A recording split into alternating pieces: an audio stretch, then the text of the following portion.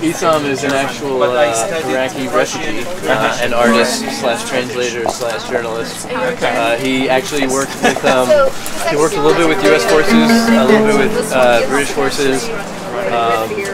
He very famously, or infamously, painted over a Saddam mural. He got permission from the government and funding and everything, but so many people were angry with him for having done that, that he had several attempted killings and decided it was time to defect to the United States.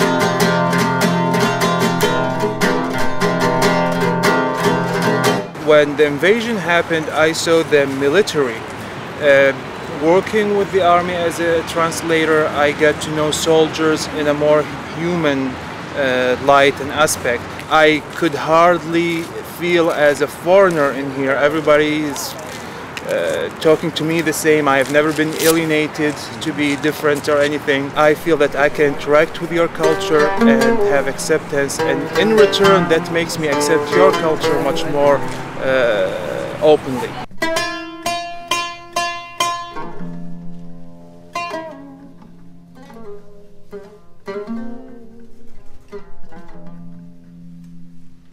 I've mobilized 3 times, deployed twice, first to Bosnia and most lately to Iraq. I also have civilian experience in the Arabic world. I lived in Tunisia for a year. You might be deployed again? I mean, there's always a possibility. I don't have one on schedule yet. I've generally had about a year's notice. I mean, I did sign a re-enlistment when I was in Baghdad, so I'm good for another 6 years, which is potentially 2 or 3 more. The way things were trending in the area that I was working, the Iraqi army and the Iraqi police were doing more and being seen as more effective. They were in the lead doing a lot of operations, not all, but a lot of them. And if that keeps continuing, I mean, eventually when we leave, they're going to be doing everything on their own anyway. We're about to head off cross country. This is your first stop. What are you anticipating? It's going to take place over the next 3 weeks. That's different from, say, the conversations you had in New York, or just the conversations you have with friends and family on these issues.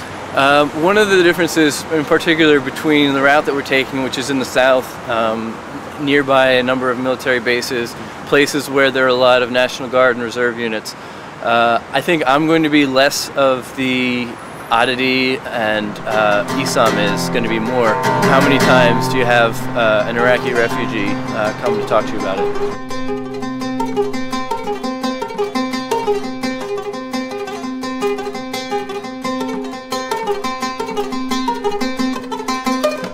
Thanks for coming out on a rainy day and thank you for coming here. So it's great to talk to you. Thanks a lot.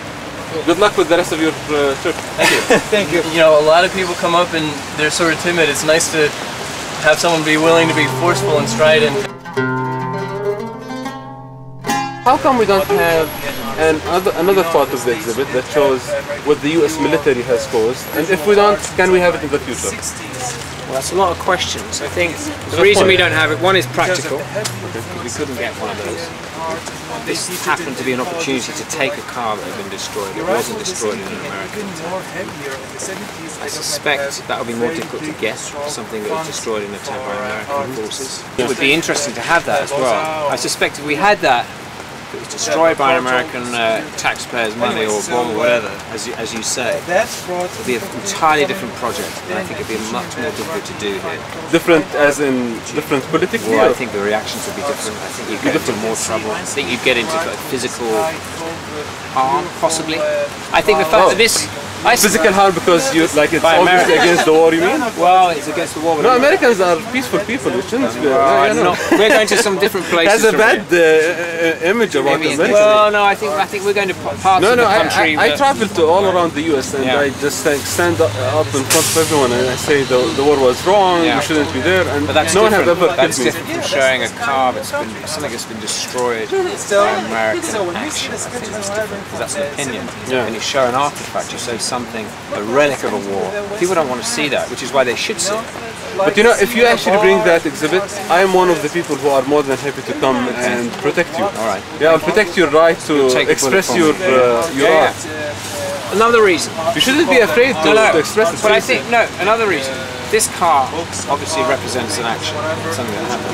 But in a way, it's collective responsibility as well. It's not just, okay, it's done by some people who might not be. No, let me It's still, I mean, it's like crazy Muslims did it to each other, you know? No, but I think it's not something that... read it? No. Yeah, it's, I don't read it. I don't know. I don't. Do you read, don't you? No, I see it as. Do you see like a personal responsibility? I mean, you just said that, you know, like Americans find a safe distance from this. That they will be like, oh, poor Iraqis. But if you put a bus that's bombed by our tax money, people will be like, you're anti-American, right?